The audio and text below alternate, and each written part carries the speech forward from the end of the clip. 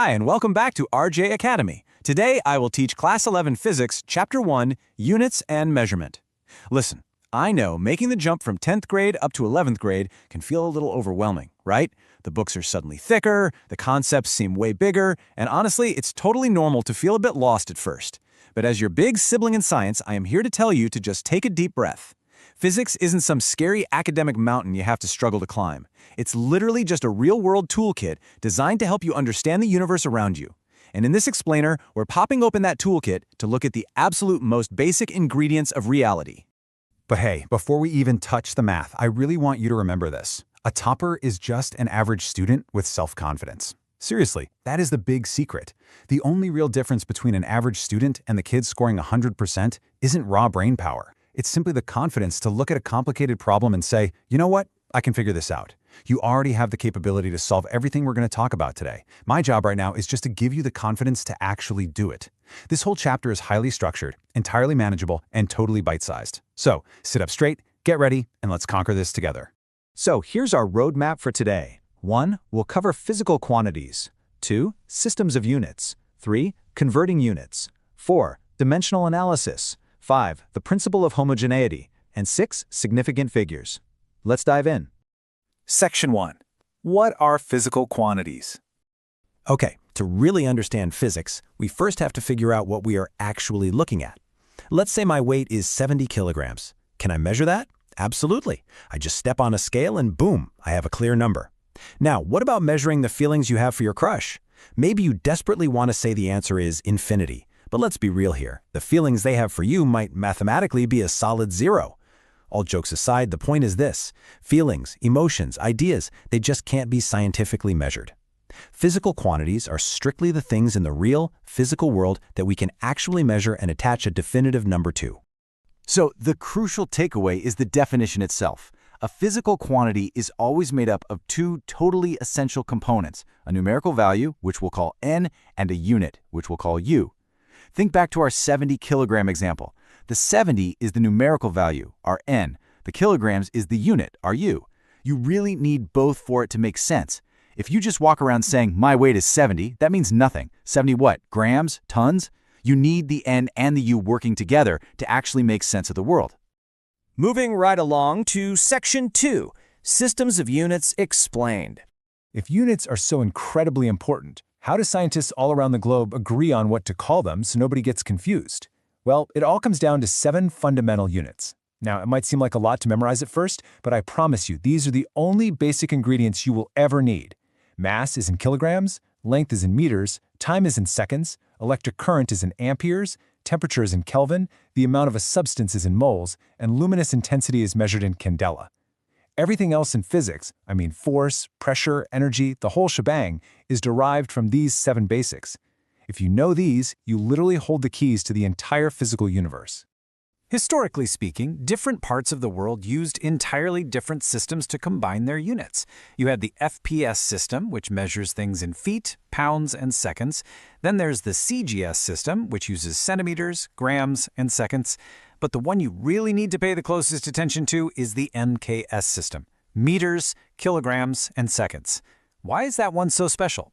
Because the MKS system directly mirrors our modern, globally accepted SI system.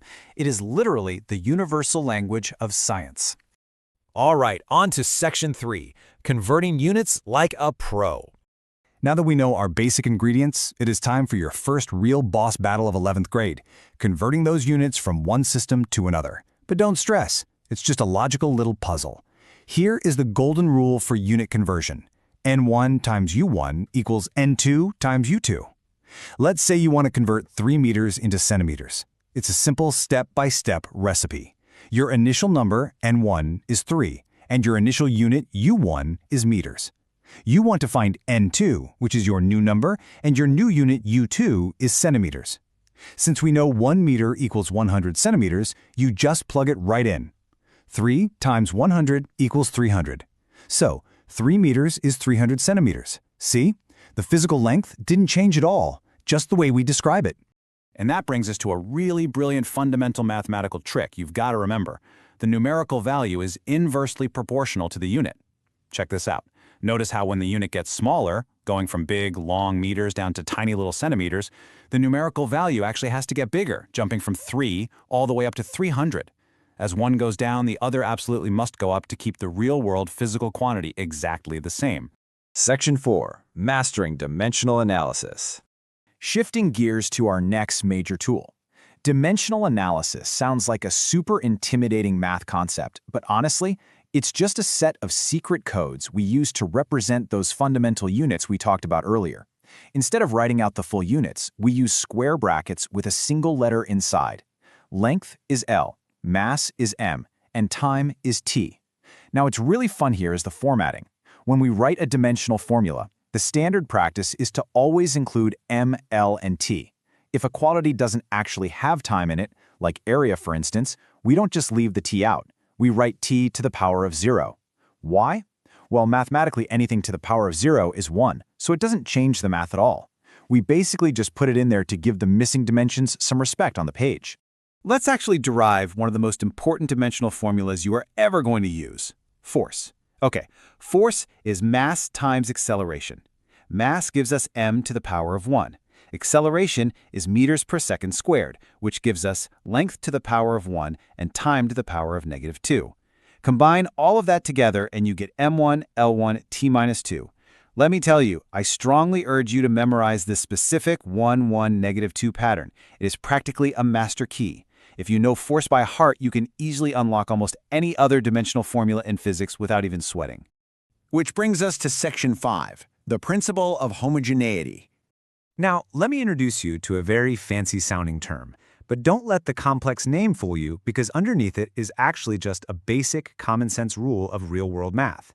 To show you what I mean, let me ask you a completely ridiculous question. Can you add 10 kilograms of weight to 10 centimeters of length? I mean, what does that even mean, right? Does it equal 20 kilocentimeters? No, of course not. That's impossible. It's instantly obvious to all of us that we cannot mix and match completely different physical properties when we're doing addition or subtraction. And that common sense logic? That is exactly the principle of homogeneity.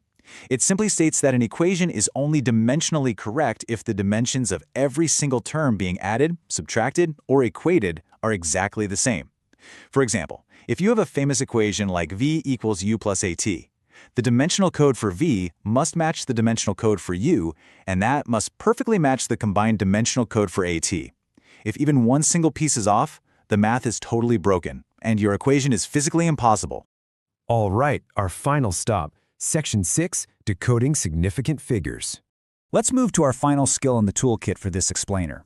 I want you to treat this less like heavy math and a little more like a quick visual game where you figure out which numbers in an experiment actually matter. So here's the first rule of the game. Look at the number 0.0047. It only has two significant figures, the 4 and the 7. Why is that? Because leading zeros have absolutely no mathematical value in this context. Think of leading zeros kind of like showing up to a party way too early. You know, you are technically there, but the party hasn't started yet because the significant people haven't arrived. Until you hit a non-zero digit, you do not start counting. Now what about trailing zeros? Well, this brilliantly illustrates the magic of the decimal point. Take the number 210. It has no decimal, so that trailing zero is just a placeholder. It only has two significant figures. But the moment you add a magical decimal point to make it 2.10, suddenly that zero implies a really high level of precise measurement. That decimal point gives the trailing zero value, forcing us to count it, meaning 2.10 has three significant figures. Very often, we end up having to round these numbers off. Now, most rounding is super easy, but the absolute trickiest rule is figuring out what to do when a number ends exactly in 5. So here is your cheat code. Look at the digit right before the 5. If it is an odd number, like the 3 and 4.635, you add 1 to it, making it 4.64. But if the previous digit is even, like the 4 and 4.645, you just leave it alone and drop the 5, giving you 4.64. Just remember this simple rule. Odd goes up, even stays even. And just like that, we have fully unpacked the foundational toolkit of Class 11 Physics. You've mastered physical quantities, dimensions, and significant figures. See, I told you that you are more than capable. But as we close out this explainer, I want to leave you with a quick thought to really spark your curiosity. We've built these incredibly precise rules based on 7 fundamental units to measure our reality. But if the universe is infinitely expanding and constantly changing, will these basic units always be enough to understand the mysteries out there? Keep that self-confidence high, keep asking those big questions, and let's keep exploring together.